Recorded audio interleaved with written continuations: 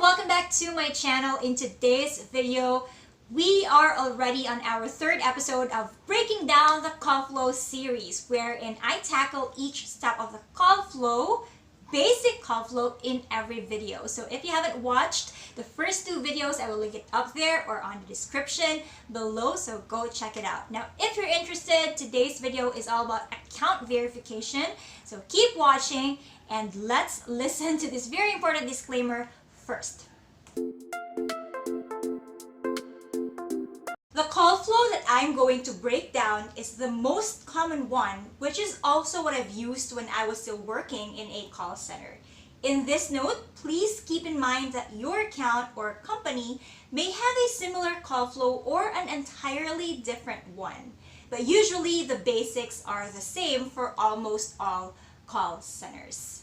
If you're new here, my name is Rhea, and on this channel, we're all about real stories, career, call center lifestyle, and tips so that you can begin, enjoy, and survive. So if you like that content, be part of the Ninja Squad and our little community by subscribing. Just click the red subscribe button below.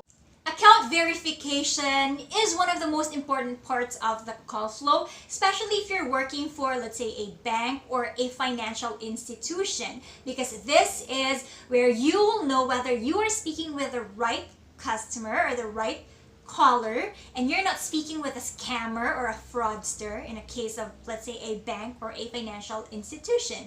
But the essence of the account verification really depends on your account. For example, if you are on hotel reservation or flight reservation, then other people might be allowed to call for another person to book a flight or a hotel because it does not really require very sensitive information. So it depends. However, if in your account verification is very strict and needs to have a lot of requirements, and this video is for you. You might learn a thing or two. If you're in a financial institution, some of the verifying pieces of information that you need to ask are account number or card number. Can also be the full physical or billing address. It can also be the customer's birth date, the customer's mother's maiden name, or it can also be the most recent transactions on the account. It depends. Why do you need to ask for these personal identifying pieces of information? Of course, you want to make sure that you are pulling up or accessing the right profile. For example, if you are using the account number, you can use this string of numbers to pull up or access the profile of the customer using your tool. When you say profile, the caller's profile is pretty much the account information or all the information about the customer that you need to know to assist him or her. So for example, when you pull up your tool on your computer, whatever that tool is, you pull up the account using the account number, and once you do so, your screen will show you the customer's name, address, card number, account number.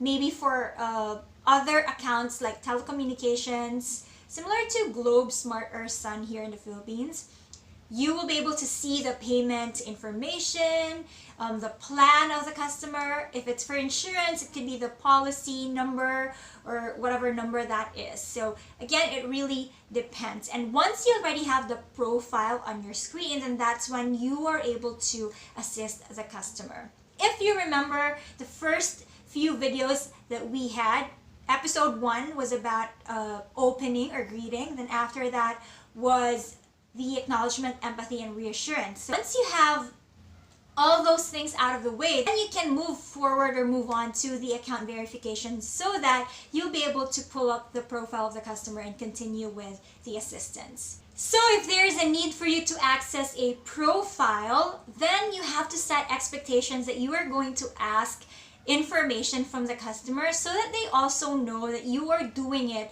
in order to access the profile. So in our case, for example, we say, for the security of your account, may I have your account number or your card number? Just like giving them an option which information they currently have on hand and easy for them to access or to get. And then once the customer gives you the information, say thank you for that information. So once the customer gives you that information, you can move on to the next information that you should ask based on your guidelines. For example, you can say, may I have your complete billing address down to the zip code? May I have your birth date?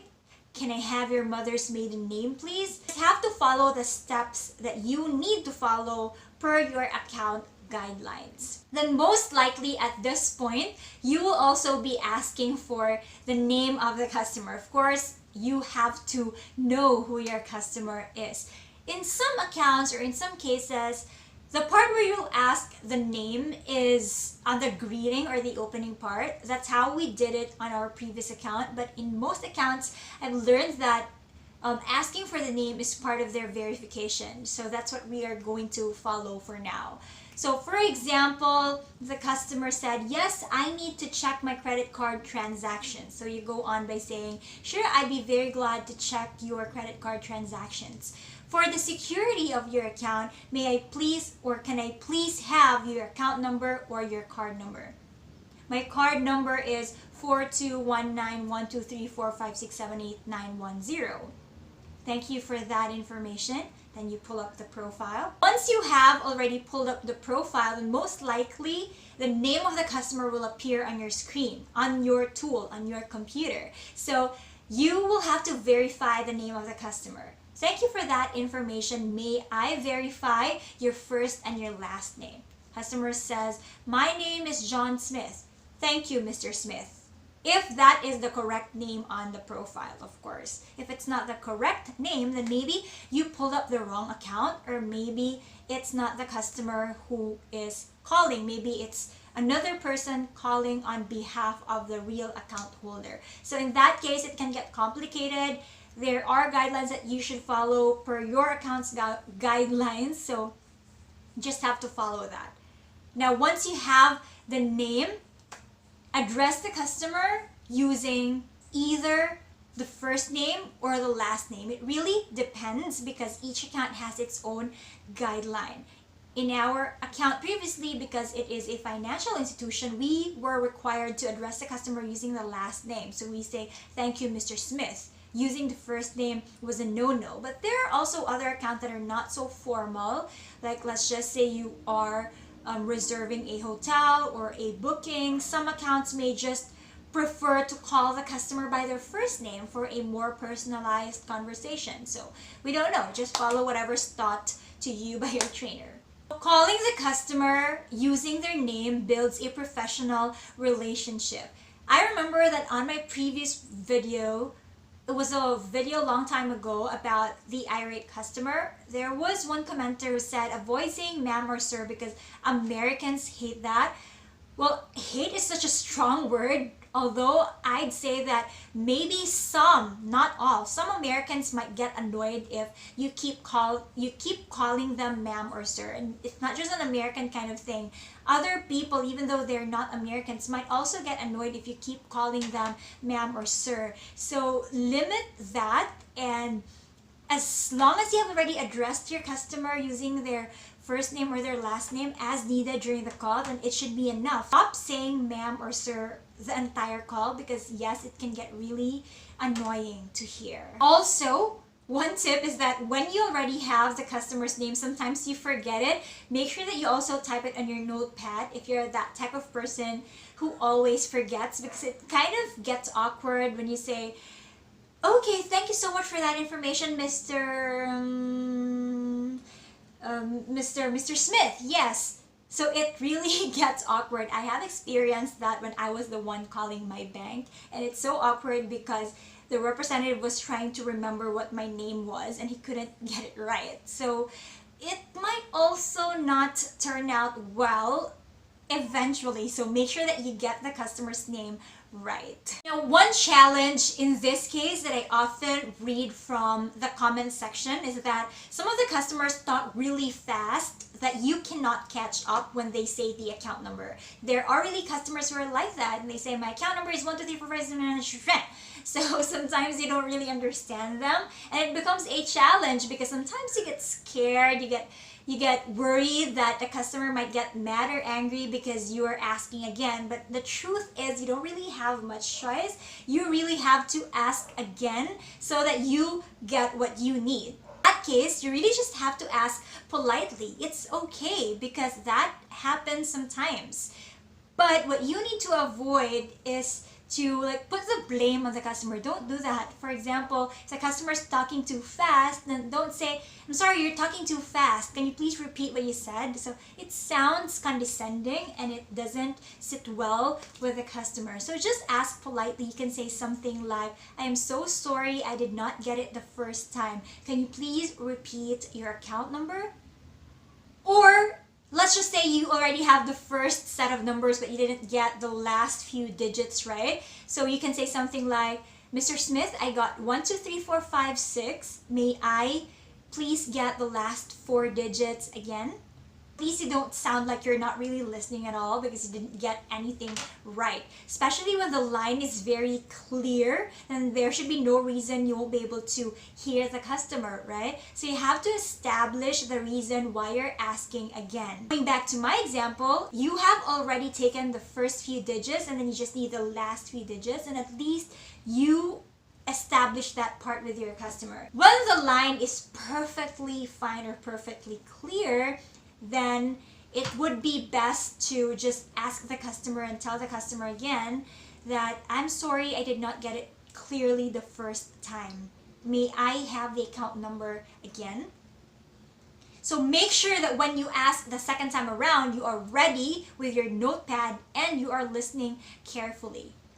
On the other hand, if the line is choppy or unclear, because it happens a lot of times, then establish that situation with the customer. You can tell your customer, "I'm so sorry, Mr. Smith, but the line is choppy. I wasn't able to hear you clearly the first time. Can I have your account number again?" Then in that case, just do your best to listen carefully to your customer and prepare your notepad, because God knows you will never be able to memorize everything right away. So rely on your notepad.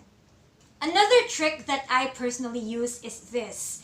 I usually tell the customer, "Mr. Smith, I just want to make sure I got your account number right. Is it 1, 2, 3, 4, 5, 6, 7, 8, 9, 1, 0?"